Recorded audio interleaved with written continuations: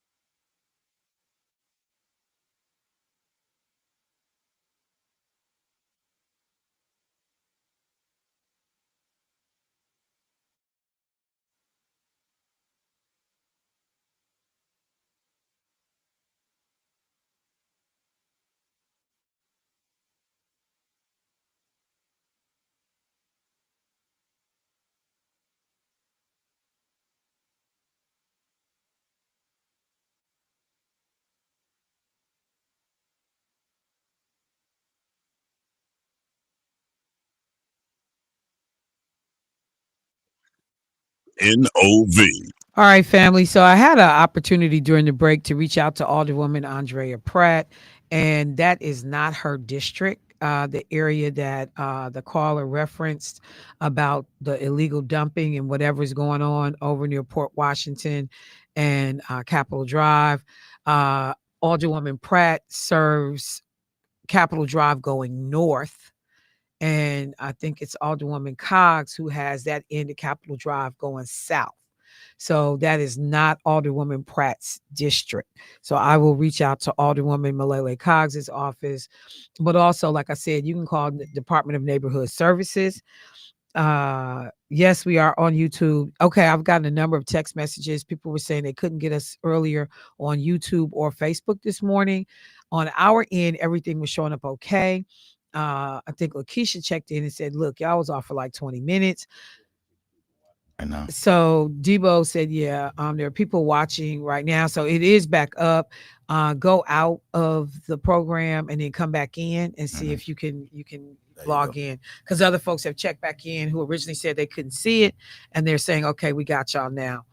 So please let us know if you can. And I appreciate y'all flagging any issues for us. All right, so let me get this phone call real quick and then get to some other things. Hey, caller, what's happening? Happy Vaseline damn day, I heard. What's up, Arizona? How you doing this morning? let me tell you something. When you What? talk about the SNAP benefits, but this ain't for y'all, but like, Wait, you what got about? turn your radio down, baby. We getting feedback. Oh, okay, my fault. Okay. So let's talk about what about the restaurants that take EBT? You talking about in terms of being impacted? Yeah, the restaurants in too, because a lot of people here use their EBT card for the restaurants. Yes, I saw that there were some restaurants, and I don't know how many here locally do it, but I know that there were some restaurants that were definitely saying they were being impacted because people, yeah, you wouldn't be now. How much of your business is EBT? That's interesting to me, but yeah, you're right. I hadn't even brought that into the to play the conversation that there are definitely going to be restaurants impacted by it. I know around a lot of Well, college campuses, there are EBT cards, that can be used in these restaurants, but it's most fast food spots where most people go. So them fast foods, it's gonna be hitting them too. Watch. yeah, that's a good point, bro. I hadn't even thought about it. I forget that you can use an EBT card at some restaurants. So thank you Ain't for no sun. flagging that. It ain't no sun. I'm here. It's a whole lot. Oh, There's really? a heck, man. Most fast food restaurants, pizza and Hardee's and not Hardee's, Carl's, McDonald's, and whatever you can think of fast food, you can use your EBT. Burger King, Because you can't use all them stuff. EBT you can't use, yeah, here you So can't you use here, them at these chain here, stores. yeah, you No, can't use it at the fast food places. But like, here you can. Yes, wait, no, no, yes, no, no. yeah, Some places some though you say. can get hot food with it. No, seriously. Some of these places though you can. Some of these gas station places and Oh, like that's gas station no, though. no. I mean, I'm just saying here. Like some of these gas stations place. I know it's that store on Hampton. I'm not gonna say the name that serve hot food that you can get. You can use your EPT. That's why I ain't gonna say the name. But yeah, it's a whole lot of stores on Hampton. But yeah, no, I'm looking at it right now. I pulled it up. Um, you can use your EBT card for hot food through the state's restaurant meals program. But Yeah, only, yeah, no, they say you can, but only, it says, but only if they are eligible based on age, disability, or homelessness. And I ain't you trying think to hear about that. it, Oh yeah, they don't homelessness makes, I mean, nobody's going to check for that, exactly. but Right? Okay, homelessness thanks. does make sense Yeah, because I don't have anywhere to cook the right. stuff I buy from the grocery store. Exactly. So yeah, why? Yeah, so no, you know what? I'm glad you said that because I had not thought about that, and like I said, we don't really see it here, especially in terms of national chains like a McDonald's and Carl's is Hardee's Yeah. in Wisconsin. So I'm glad you flagged that. Thank you, bro. Yeah, for sure. That's a good point, my man. Look, Yeah. you worth something. Bye. Don't start. Do not Vaseline, start. Do man. not start. My boxing gloves is off. And you trying to put them on? Now go to your rightful corner now. look. Yeah, I got another caller. Bye. I gotta go. No, that was good information. I appreciate that. All right, y'all. Look, a couple of things that I need to get to. First of all, let me take a moment to acknowledge the passing of former Vice President Dick Cheney. Dick Cheney, 84 years old, passed with his family members surrounding him. Dick Cheney held, staunch conservative, a part of that whole Reagan era. He shot some guy in the face when they was hunting. Oh, that was his guy, wasn't It supposedly. You- it? Come out to the woods with me, Charlie. supposedly that was his guy. Suppose. But yeah, Dick Cheney was vice president of the United States from 2001 to 2009. I think it's his 10. Well, no, it wasn't 2009. Let me go back and figure out when he was exactly the vice president of the United States. But uh, big time conservative architect behind a lot of the policies that we saw play out on the national stage, particularly in relationship to war and terrorism, and just a hard line kind of dude, stoic, um, but who surprised everybody in the conservative and the Democratic lane when in the 2024 presidential election, he endorsed Kamala Harris for president over Donald Trump. He and Donald Trump didn't get along at all. Uh, and his daughter, Liz Cheney, who, member of Congress, was a part of that crew that, impeached Donald Trump. And Trump went after Liz Cheney with a vengeance to the point that this woman's life was being threatened. At the end of the day, a parent is still a parent. That's my child. You gonna get off of my daughter. Uh, and so there was a lot of bad blood. People are waiting this morning to see. Trump hadn't released a statement yet, no official statement from the White House on the passing of former Vice President Cheney. Waiting to see if the flags are going to be flown at half mast.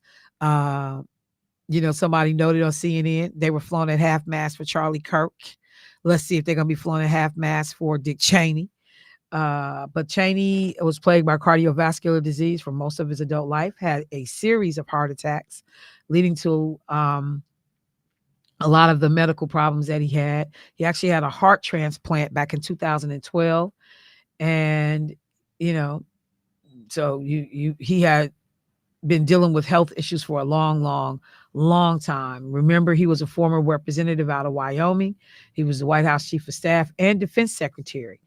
And then, he works with George W. Bush in terms of vice presidential nominees. The quest ended up with Cheney becoming the person who actually would end up getting that slot himself.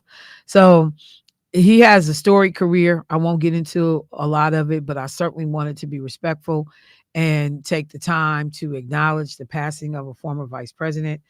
Um, good, bad, or indifferent. You have to just have to be respectful, man. Show but I'm gonna just tell y'all right now. Whew, good luck on JD Vance and what I got to say about him. And Donald Trump. But there's more that can be said. You will hear these stories likely all day today if you are tuned in and locked into the news. So just wanted to make sure that people are aware of that. I also wanted to flag, let me just stay on politics for a minute, but then I got to try to hit Wells Fargo before my guests get in. But I also wanted to flag yesterday in the Journal Sentinel, and it got a lot of talk, a lot of traction. There was a article regarding former Lieutenant Governor Mandela Barnes and a potential run for governor. So this has been like kind of just the speculation for a while. Is he going to get in? Is he not going to get in? People that know him are saying that he is telling folks that he is getting in. There have been, private polling going on to figure out how he would do if he got in. The New York Times did what, in my opinion, was a hit piece of sorts to discourage him, I think, from getting in. And I have been clear. I think people have the right to do whatever they want to. Whether or not it's a good idea is another thing.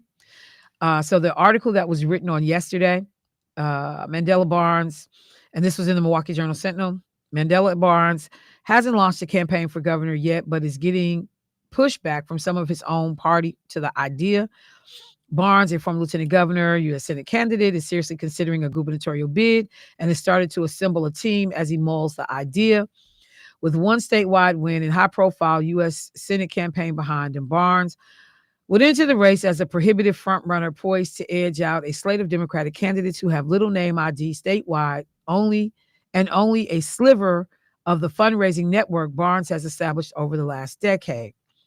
But Barnes is receiving some pleas, private and public, to rethink his plans to enter the race.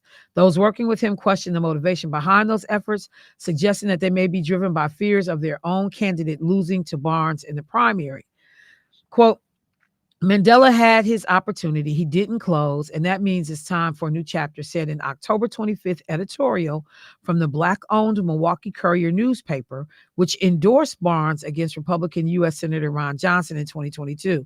For full transparency, the Milwaukee Courier is also a subsidiary of Courier Communications, which owns this radio station, and they own that newspaper outlet. We need a candidate who can unite this state and win. Mandela already showed us he can't. The editorial referenced Barnes' nearly 50,000 vote gap between his final tally against Johnson and Democratic Governor Tony Evers' reelection victory result by more than 90,000 votes on the same ballot. Quote, many of us watched that 2022 race and felt something we don't often say aloud. Disappointment. We turned out, but not for him. We turned out for Evers, the editorial said, referring to Barnes' performance in the Milwaukee County, where he ran about 40 points ahead of Johnson, while Evers ran nearly 43 points ahead of Republican Tim Michels. The editorial was published the day after the New York Times published a story about the Democratic pushback to Barnes' anticipated campaign for governor, which included criticism from former Democratic Lieutenant Governor Barbara Lawton, a former Madison mayor, and others. Quote, he proved to us beyond a shadow of doubt that he can't run hard enough and give us a winning campaign on a statewide basis, Lawton told the New York Times.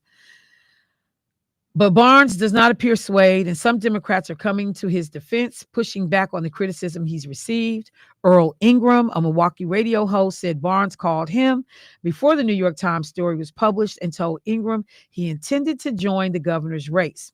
Barnes said he wanted Ingram to share his thoughts with the Times reporter. Ingram said, quote, I was supposed to have gotten that call because I was going to say something completely different than what Miss Lawton and others have said in regards to this race, Ingram said in an October 22nd interview. Quote, to call him a loser, he lost by 1 percentage point to a sitting United States senator. What are people talking about? Close quote. Nick Truog, who is the chairman of the Democratic Party of Wisconsin's Black Caucus, pushed back on the characterizations of Barnes prevailing in a relatively painless Democratic U.S. Senate primary in 2022.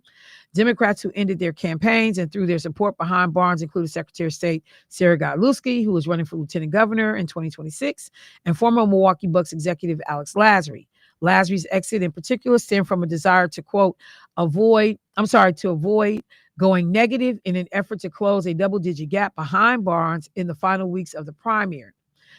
Quote, despite what you hear, he earned the Democratic nomination for the U.S. Senate following a year-long competitive primary, Truog said in a video posted to Instagram.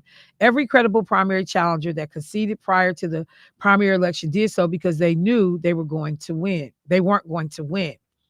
Truog, who noted he was not speaking on behalf of the party, attributed Barnes' loss in the 2022 race against Johnson to being outspent by nearly $30 million. In the New York Times story, U.S. Representative Gwen Moore said she was disappointed the National Senate Democrats campaign arm didn't invest more in Barnes' Senate bid. Quote, despite being left to fight with one hand tied behind his back, Mandela shattered campaign fundraising records and came within a razor's edge of victory. That's not a failure. That's resilience in the face of adversity, Truog said. Barnes declined to be interviewed for this story. Democratic communications consultant Lauren Hitt, who served as a spokeswoman on former President Joe Biden and former Vice President Kamala Harris's presidential campaigns, answered questions on Barnes' behalf. Quote, I think it's fair to ask if those questions are really coming from earnest supporters or opponents who are scared he'll get into the race, Hitt said, when asked what Barnes would say to voters, donors, and others who supported him in 2022 but are afraid of a repeat performance in 2026. Quote, but to the degree those questions are being asked in good faith, the clear answer is that this was an incredibly close race. Despite Republican super PACs spending more against the former lieutenant governor than any other Democrat in the country, he still came within a point. One of the big lessons the LG took from that race was that he had to strengthen turnout in Milwaukee. And that's what he spent the last 3 years doing with power to the polls. Hitt pointed to a recent news release from the voter turnout organization Barnes has led since 2023, announcing it had knocked on 1 million doors and invested more than $10 million in voter mobilization efforts in the last 3 years, with Milwaukee turnout increasing by 10 points from spring 2023 to spring 2025. Barnes would enter the governor's race with a much, quote, stronger voting base in Milwaukee than he had in the state's largest city 3 years ago. And, so it says a few more things, and I'm not going to finish it because it's still kind of long. But I will just say this. First of all,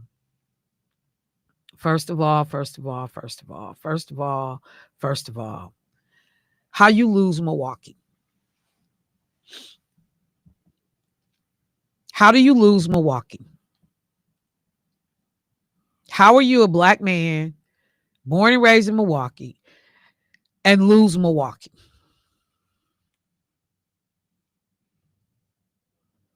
Tony Evers did not lose Milwaukee.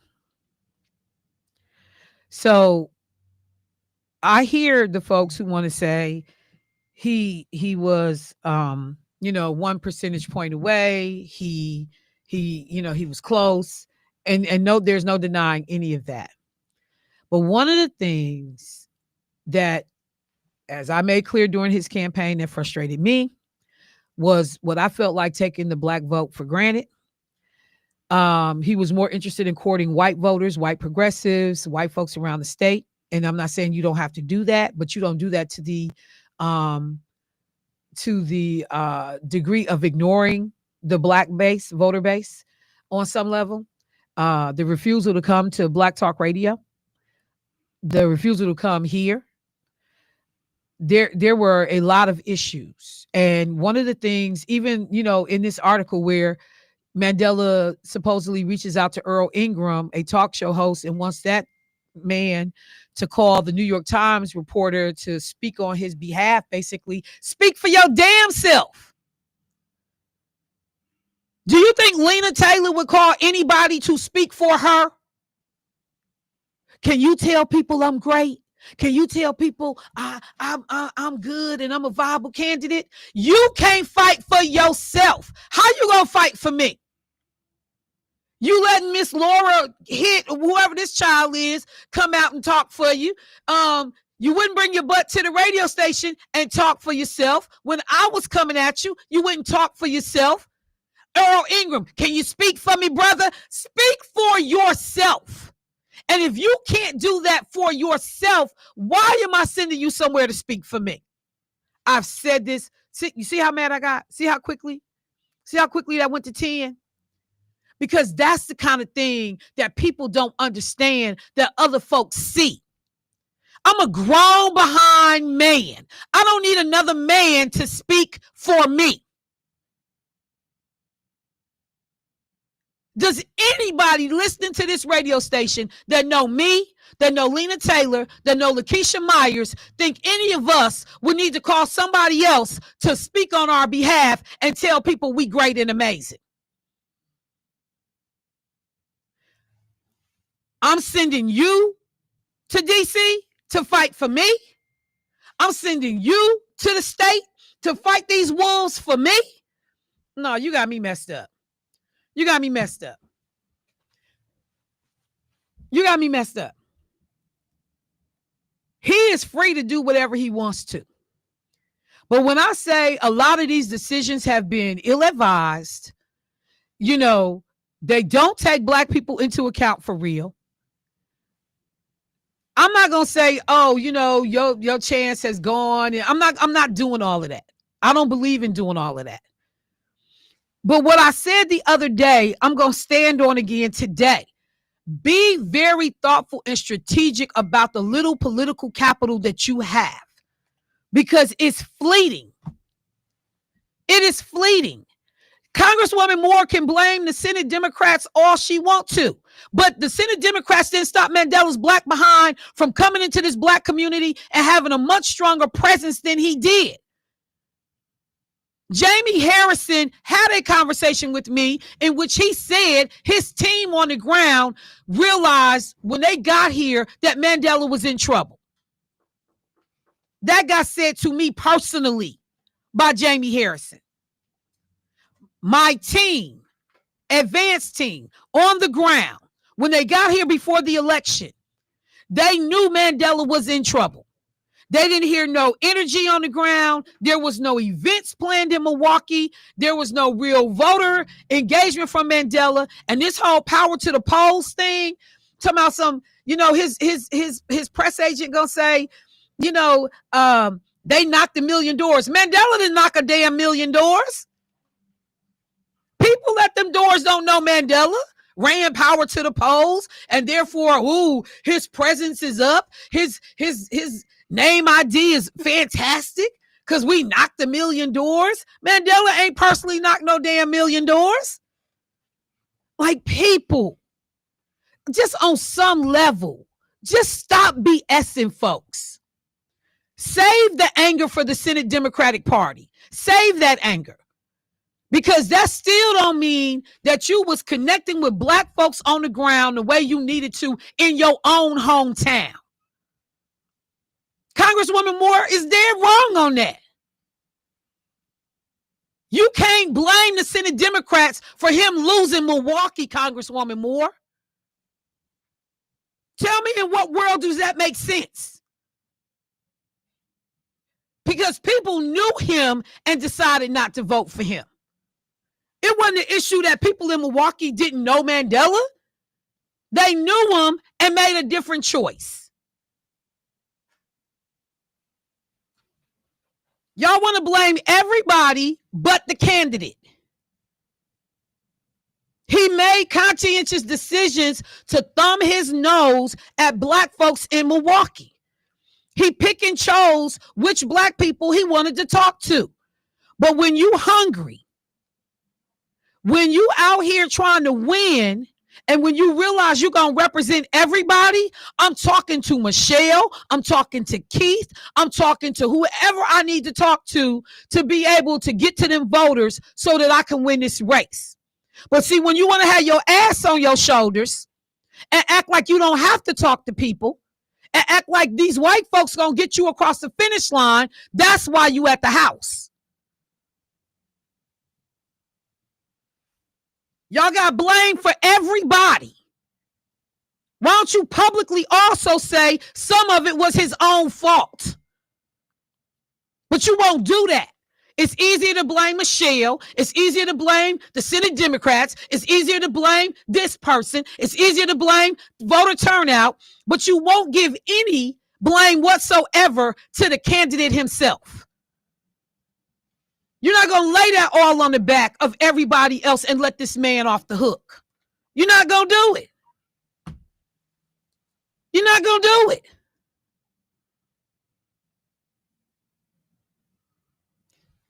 You can't come talk to us now. What you going to do when you get in office?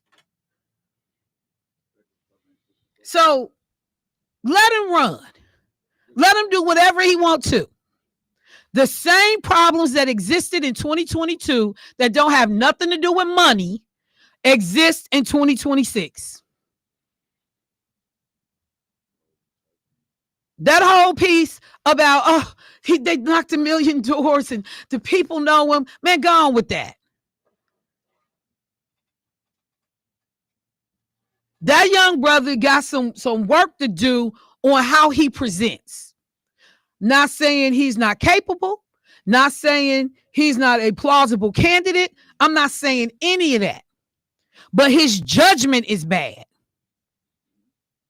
The judgment to run against Lena, bad. The judgment not to come talk to Black Talk Radio, bad.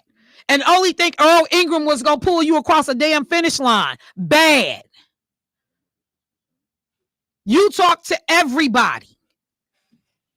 But I'm going to tell you, most importantly, if you can't defend yourself, if you can't speak to your own record, if you can't produce receipts, and as I said the last time I talked about this, Mandela and David now are in different situations because David Crawley now has receipts. He didn't have them when he ran the first time, but he definitely got them now. In terms of, and I mean receipts in terms of running a municipality and being responsible, 19 municipalities, in fact, and being responsible for a $1.6 billion budget and having to make these tough decisions and, you know, working across the aisle and all. And I'm not endorsing David Crawley. I'm just telling you it's a different ball game right now. So for all of the people, oh, he has name ID. Name ID still don't translate into votes if people looking at you and saying, so exactly what does this fight look like? What does representation look like? But what I can't stand is a scary ass black man. I can't stand it. I can't stand it. I can't stand a black man who can't speak for himself. I can't stand it. Don't be a man and got to go find other men to talk for you. I can't do it. You can't represent me on no day. On no day. I got sisters to pull up on you and show out. I got to go find you while you out here looking for somebody to speak on your behalf. Damn that. You can't represent me. Mm-mm. I'm sorry. What's wrong with you? You couldn't find the word. You're like, because I'm appalled. I'm appalled. You know, and then all these damn folks want to give him a pass. Well, how you lose Milwaukee, man? Well, if you appalled, I'm a Jermaine. For real. How you lose your hometown? Because you too busy out here making peanut butter sandwiches with them plaid shirts on and them damn vests, appealing to white folks. That's what you was doing. Learn how to do it all. Walk both sides of the line.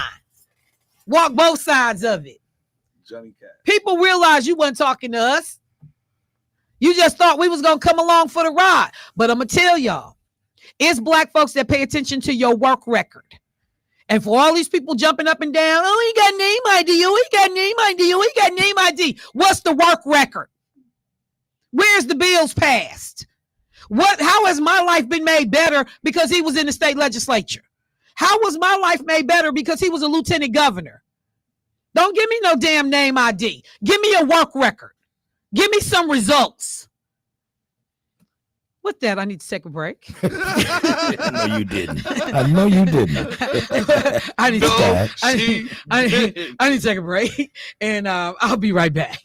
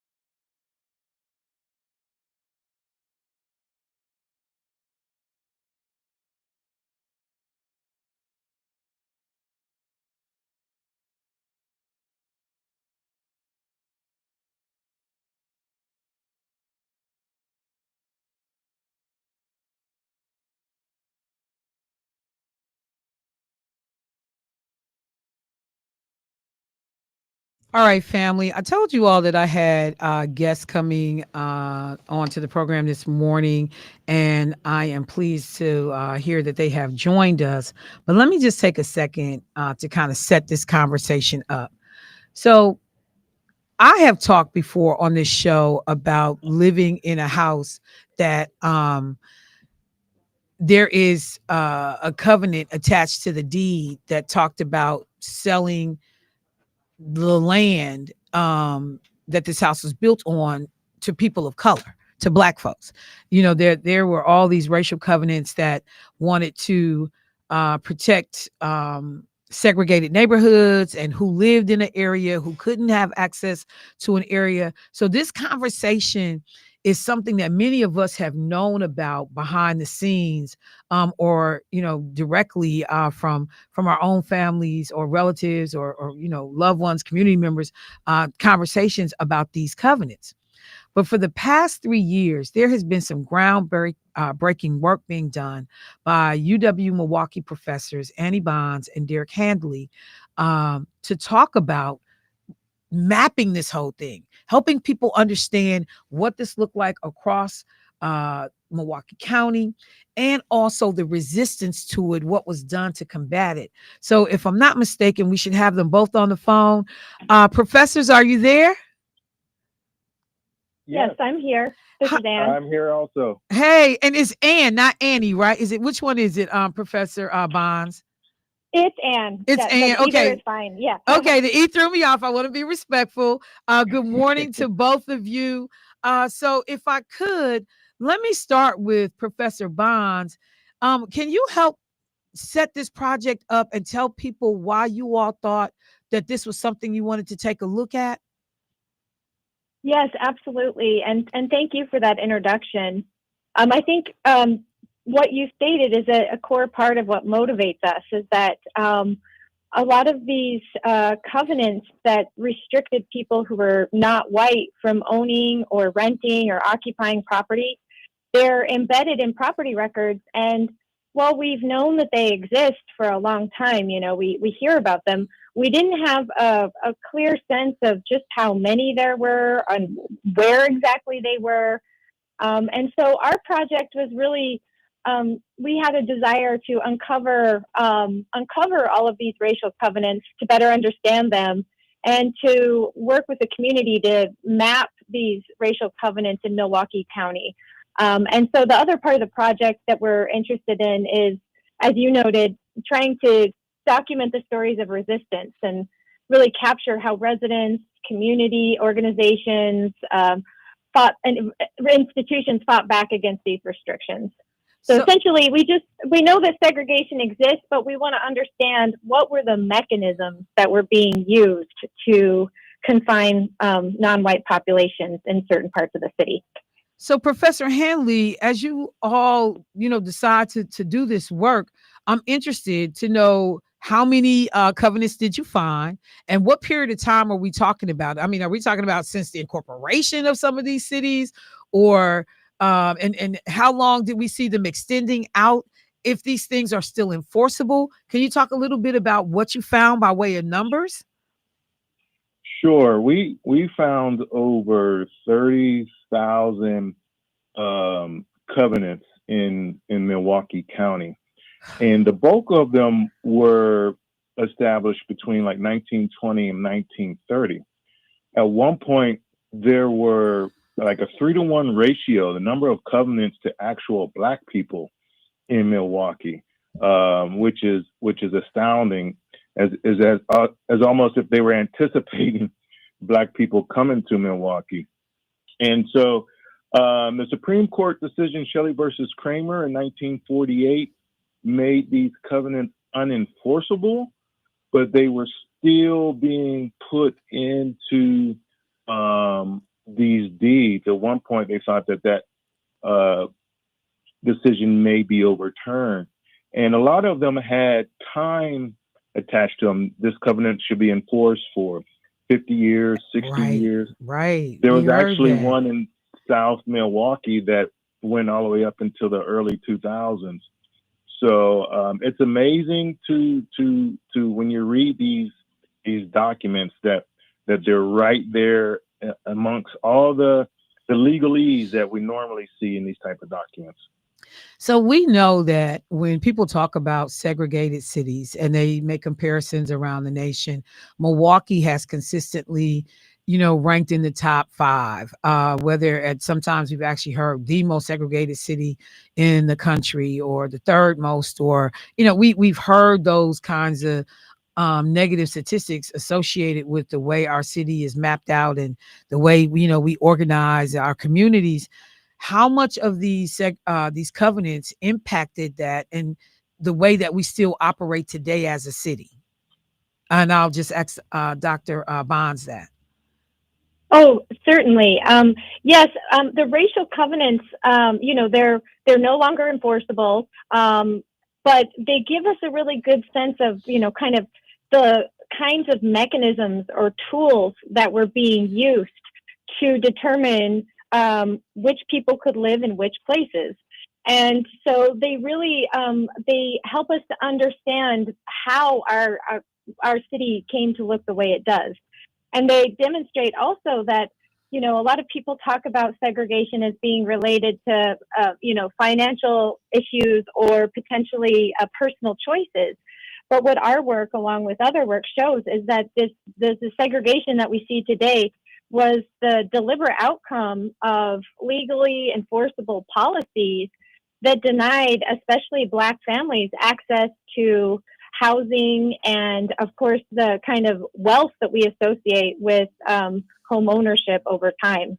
And I'm glad you said that, Professor Bonds, because one of the things I began to immediately think about is when we talk about, for most Americans, their home is their biggest asset. It is what they are able to leverage to get loans for education and other opportunities for their families. Have you all been able to even assess like the wealth that was lost as a result of these covenants, or in any way how Black families or impacted families financially fared because of these covenants? Did that part come up at all? And I'll ask Dr. Bonds that.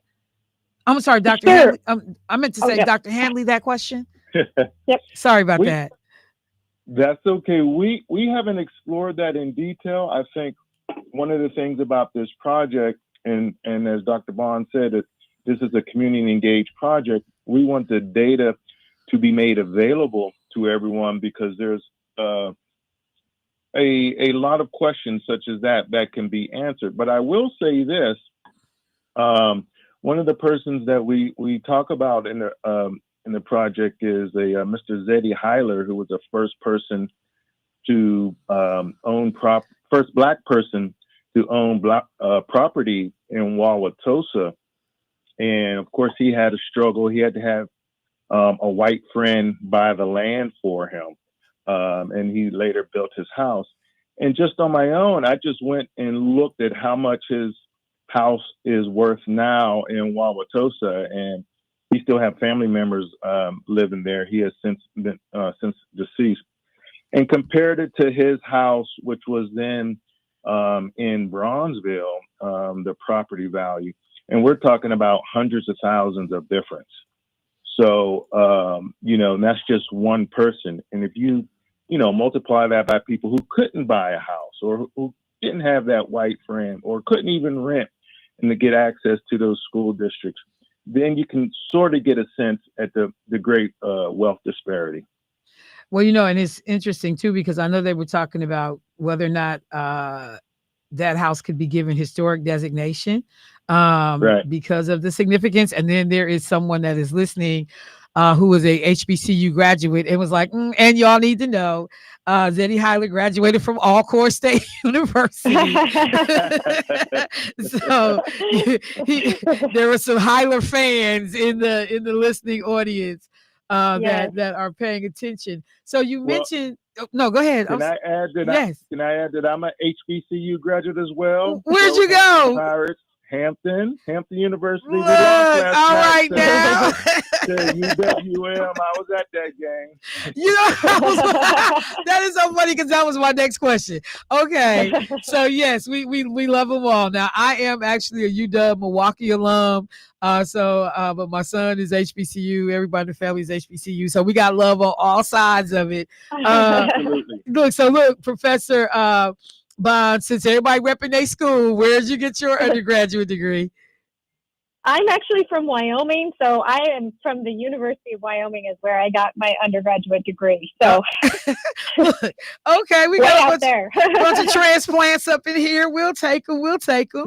So one of the things that you all referenced the fact is that this is, a project that extends to the public, to the community. You want folks to be able to take advantage of this information, understand what this mapping looks like. So how are you bringing the community in? Do you have public events happening where people can be engaged and learn? What does that look like? So for the past 3 years, as you mentioned, we've been holding these workshops where we've been working with different members of the community and groups on actually kind of reading and transcribing the covenants and collecting that geospatial information. And during this process, what we realized is that it really is it's facilitated so much important dialogue about how we got to where we are. And really, we just see this notion that we hope that people will take up this data and continue to use the data. We want to continue to discuss it with various members of the community. And really, we come from the point of saying that, we can't really address these boundaries of segregation that exist today unless we're really understanding how it came to be, if we don't know the blueprints of exclusion that built our past. So we are hoping that this can be used as both just a tool to teach people about how we came to be here, but to understand that these aren't just history, that they actually travel forward and impact the dynamics of exclusion today. So, Professor Handley, as leading up to wrapping up the conversation, I gotta ask this question. We know that institutions of higher ed are being hit hard in terms of programming, studies, research that centers around issues of diversity, equity, inclusion, that's race specific, that look at some of the types of issues that you're looking at. And I saw in some information that there had been a National Endowment for the Humanities funding, either grant or award that you all had received, I'm assuming to help with this work, that you ended up losing. Not sure what it was connected to, but I am concerned about the ability to tell these types of stories, do this type of research. You have any thoughts on that, Professor Handley? Well, yes. So we did lose our grant back in February. And of course, it set us back from our initial plans of what we're trying to do or what we want to do. We will be applying for other grants as well as, when the story came out, some of our long-term volunteers offered to donate money. So we've been through the UWM Foundation accepting donations for that to build this interactive project, this website. So it's slowing us down, but it's not stopping us. We're having a event this Saturday, November 8th, at the Central Milwaukee Public Library, the Centennial Hall, from 1 to 3 p.m., where we're going to highlight or to show the final map where these covenants are located, and have opportunities for folks in the audience to ask questions about their project. So it slows us down, but it's not going to stop us. And for those of us who claim the Black community as our own, we're used to situations like this, and we will proceed and we'll continue on. So I'm gonna tell you, I am hopeful. I'm going to do everything I can to be there, and I am hopeful that members of our community will come out and listen to this presentation, to see the work that the culmination of all these efforts to put this type of map together and what those findings look like, to be able to help people understand, you know, how we build on this to make sure that communities are more reflective, you know, better sourced, they're more fair in the way that we go about doing things in our city, you know, and in our county, quite frankly. So that's number one. But one of the things I didn't ask you about, either of you, is your discipline of studies or your backgrounds, because I majored in African American history, African American studies when I was at UWM undergrad, and you know I had a political track, or I forgot, a cultural track, and I took the political side because I wanted to answer these kinds of questions. So, what are the backgrounds that you both bring to the table that help spur an interest in something like this? And I'll start with Professor Bonds on that. Yes, I originally, as an undergraduate, studied economics, and a big part of my interest has always been the economics of inequality and understanding how those patterns are produced over time. And for my graduate studies, I ended up finding geography as a way to understand how those inequalities are really spatialized, or how they take place, so to speak.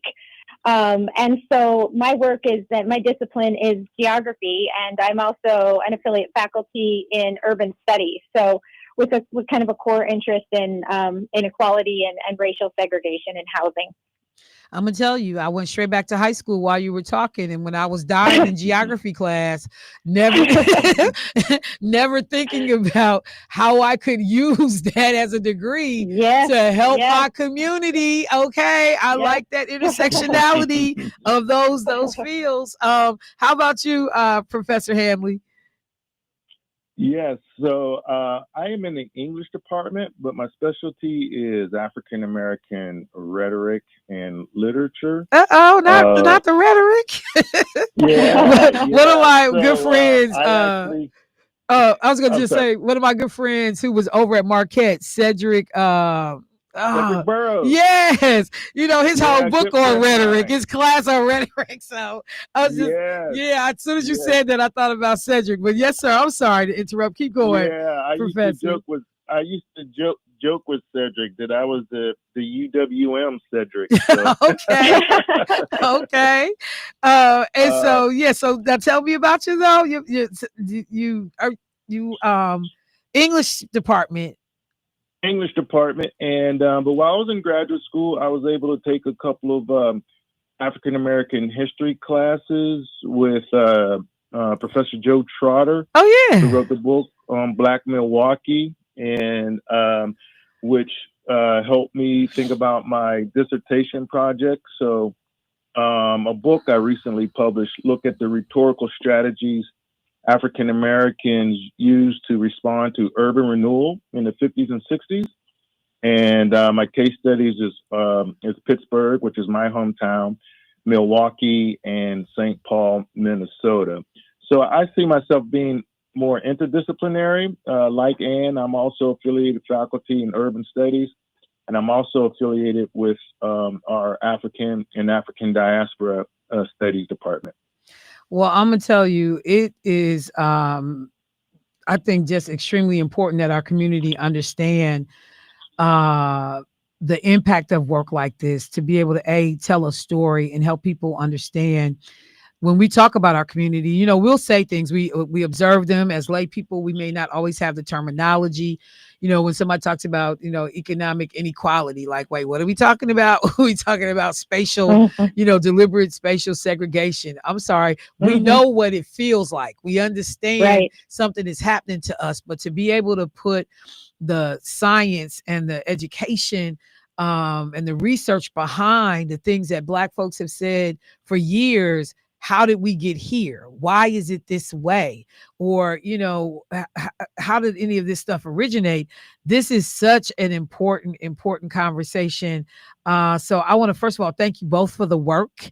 And just one last question, Professor Bonds, like, how much longer do you see this project extending out? Because, I raised the question about financial, impacts, but this could go in so many directions. I'm not trying to give you additional work, but how how how far do you see this thing going? Well, part of our whole goal has been kind of in framing this as something that we're doing with the community and for the community. Is that we're going to put all of our data sets up. We're going to continue to encourage other researchers to take this up. There are so many different directions that we could take the analysis here. As you already said, kind of understanding their legacy with property values. There's someone who's already starting to do that work. We could look at racial covenants and how they're related to, for example, where parks and schools are. I mean, there's so many different things we can study. And so we hope to see, just all sorts of questions starting to be asked using this data to understand more about the city. And for our part, we're the map that folks will see after Saturday that is publicly available. Right now, it's just a map of the racial covenants. And, some of the other factors that we might want to look at, like, for example, looking at how the racial covenants correspond to the redlining practices. But moving forward, we will be sharing more maps that document the resistance strategies that we were talking about. So we still very much have the resistance element of the project that we're working on right now. But we're so excited, at least just to get this information about the racial covenants out there. And, I'm glad you mentioned the resistance piece of it because, like you said, I know at least 3 personal stories of friends and family members who talked about having to have a white realtor purchase their home for them because they couldn't be directly sold to a Black person. And these folks are still living and walking around. So this is not like some ancient history, from 90 years ago. These folks, these folks are in their 80s now, but they told us these stories. But the other thing I will laugh and say, Dr. Bonds, I kind of heard you say, look, we done did the legwork. Y'all better get busy. I think I heard that, Professor Handley. You can correct me if I'm wrong, but it sounds like, we put the data points out there. Now, all y'all that's interested in these issues, we foundationally set you up. Get busy. Does that sound kind of right, Professor Handley? That sounds kind of right. I mean, before we lost our funding, we were planning to, collect some of these oral histories and these stories. And so anybody who's willing to work with us, maybe for different aspects of the project, that'll be wonderful. But yes, there's just 2 of us, and the amount of data that's available or that we're going to make available, there are so many areas in which, in so many academic disciplines, geography, sociology, that research and writing and projects that can be done surrounding. So this is more, think of this as more of an archive, a data set for other things to be written about. Well, look, I want to thank you both for the incredible work and, persevering through even when you run into, challenges in relationship to the grants. It's like, look, if we got to crowdsource, whatever has to happen, we're going to get this work done. Thank you so much. It makes a huge difference for so many people. And I actually am somebody that's looking forward to seeing the data. And like I said, because I probably got about 17 questions that's already popping up. So what about this? And what about this? And I think that you all set the framework up for us to chase those answers down. So I just want to thank you for making time for us this morning. I'll make sure I announce it one more time this morning before I get off the air. But hopefully a lot of people will show up to see you guys on Saturday. Thank you so much for having us. It's been a pleasure. And please let everybody know if they have questions. Feel free to reach out. We'd love to talk more. All right. Absolutely. Thank you for having us. And thank you for being such an important voice in the community. We appreciate it. Definitely. I appreciate you both. All right. You guys have a good day. I heard y'all got to get back to work. So, go make other young people brilliant. We appreciate it. Thank you so much. Thank you. Bye-bye. All right. Bye-bye. All right, y'all. Look, this work is real. I like I said, you all know, I live at Representative Meyer's parents' home that they built back, I think, in 1993, as when they built that house. And in those deeds, that language is there. It is there. We talk about it all the time that it references not selling this property to black folks. It's there. And so, when they say, this is some cases early 2000s, this stuff is not ancient history. And when we think about the layout of this city, and I remember when I moved here, people told me, yeah, black folks don't go across this street. I was saying I was going to Mayfair Mall and everybody got scared. We don't go there. I'm like, what you mean we don't go there? But then even what Professor Bond said, the way this stuff is done determines where parks are, who had access to green space, where resources got put. Though when I say the design to keep the foot on certain people's neck is real, man, it's real. Let me take a break, y'all. I'll be right back.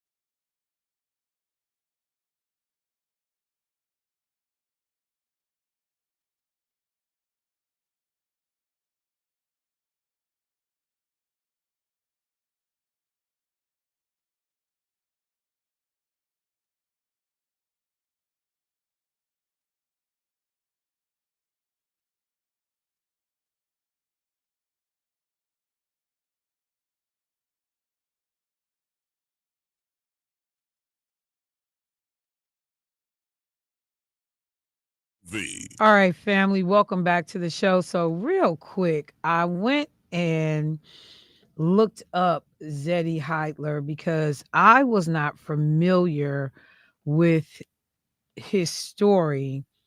And of course, it was Dr. Lakeisha Myers, Alcorn State University graduate.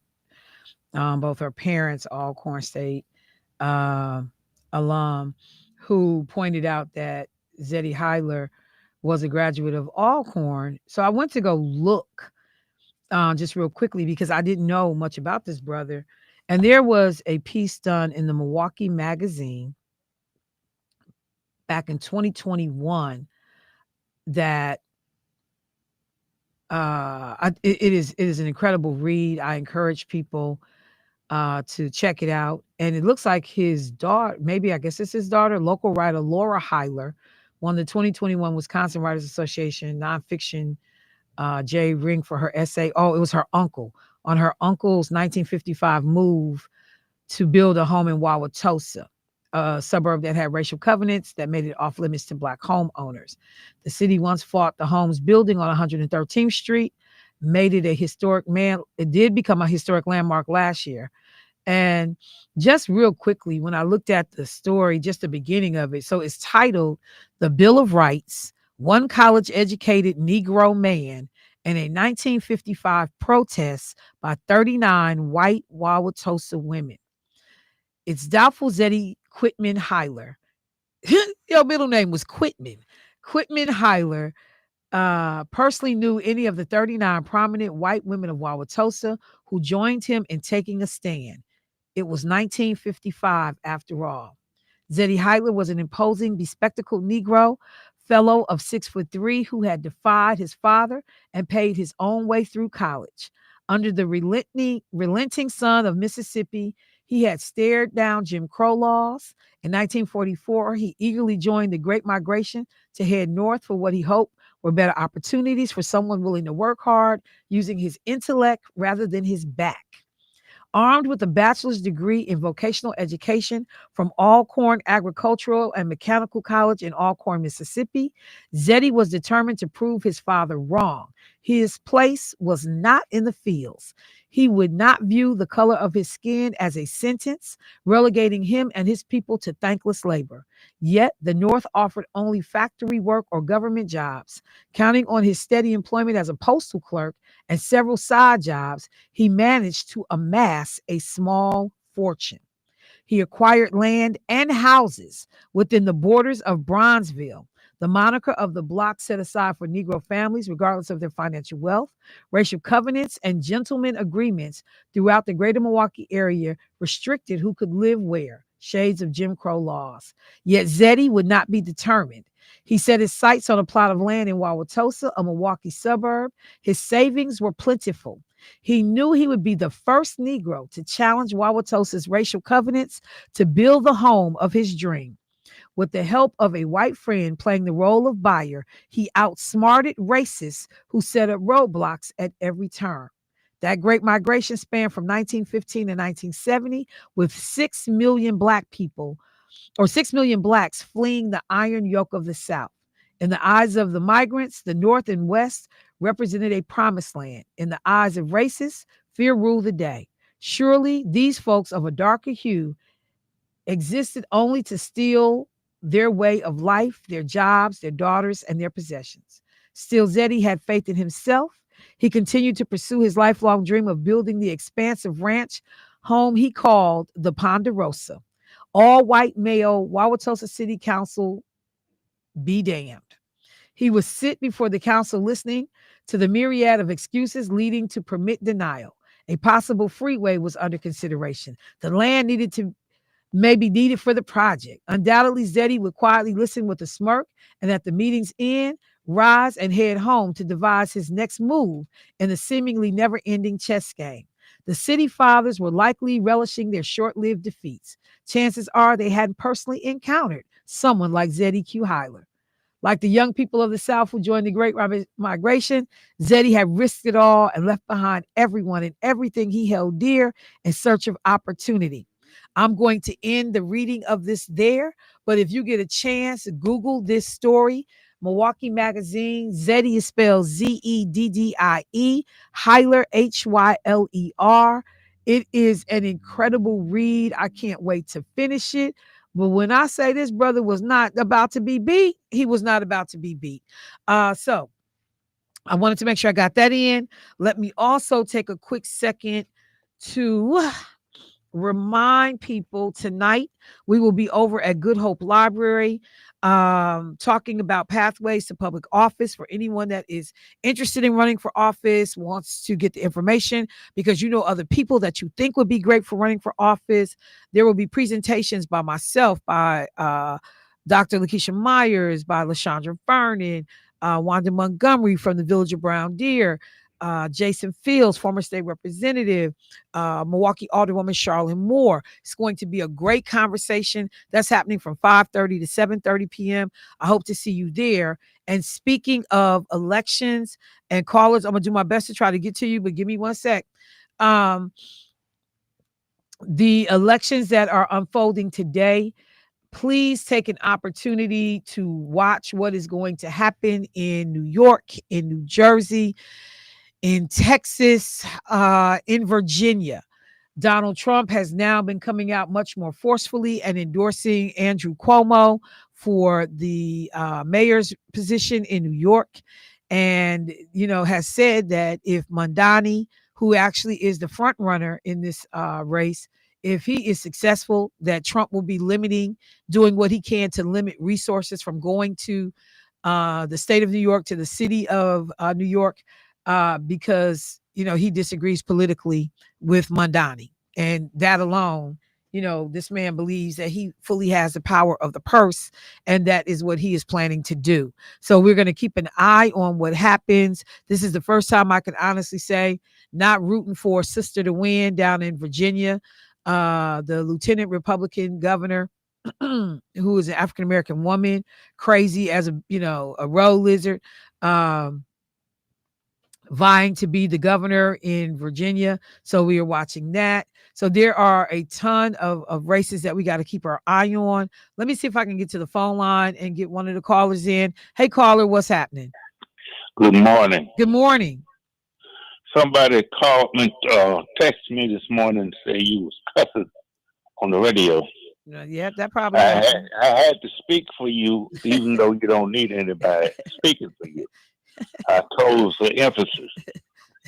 Yes, you're right. And I used to tell my students, you don't have to talk loud to impress the crowd, but that doesn't go for you. Because you have to get loud. Sometimes you have to cuss, bust up your verbs to get the attention of the people you're talking to. I called to say that I have bought hella property in Milwaukee. I have synced many deeds with the no colors to be buying this property. Case in point, on 48th and Roosevelt, I made an offer on a property. Ronald Lawrence was my agent. He's colored. And they were asking 50, I offered 48 or 49, and they didn't accept it. And the listing agent was white, and he told my agent, the guy who was a doctor, the owner who was a doctor, couldn't do his neighborhood like that by letting colors in there. Mm. I bought a house on 50th Street, 2 blocks away. So that killed that. Another thing, the economy right now, like the shutdown and the disallowance of poor people getting snaps and whatever, the SNAPs thing, food stamps and whatever, benefit the rich much more than it does the poor. And because when you go to a grocery store, if the snaps wasn't coming through there, the grocery store would be out of business. In a lot of cases, yeah. And I've said this many times before. We can go to the Civil War. The rich white people had the Civil War. The poor white people fought it and died. Mm. And the stock market, we judge our economy by the stock market. the rich people own the stock market. They build it up, so we will say the economy is doing good. But when they want to let it down, it'll be down. So we are enslaving, the rich are enslaving everybody, not just colors. And the white people need, like the Reverend Dr. Barber says, the poor people, we need to unite with the poor white people, need to unite with the poor black people. And some of us not poor, but they treat us like we poor. Anyway, we need to understand that the rich people control everything. They control the politics. Politics wouldn't be like this if the white people, our poor white brothers, would understand that they getting you just like they getting us. And another thing, I was talking the other day, and I was speaking on the black level like you do. On the black level. He said Okay. he doesn't discriminate. He doesn't have any difference. You know, he's a black person. He doesn't make a difference with white people. I don't either. I treat everybody like they need to be treated. When I was in the Army, my best friend was Roger Young, a white dude from Boston. We did basic training. We went to Vietnam together. I can judge a white person. I can judge anybody in a half a second. I have the all-discerning eye, specializing in the human mind, the So feminine mind, So- most complex with dominant in all time. so can you judge that I gotta go? Right. Not seeing you, but Dr. Rideout can handle it.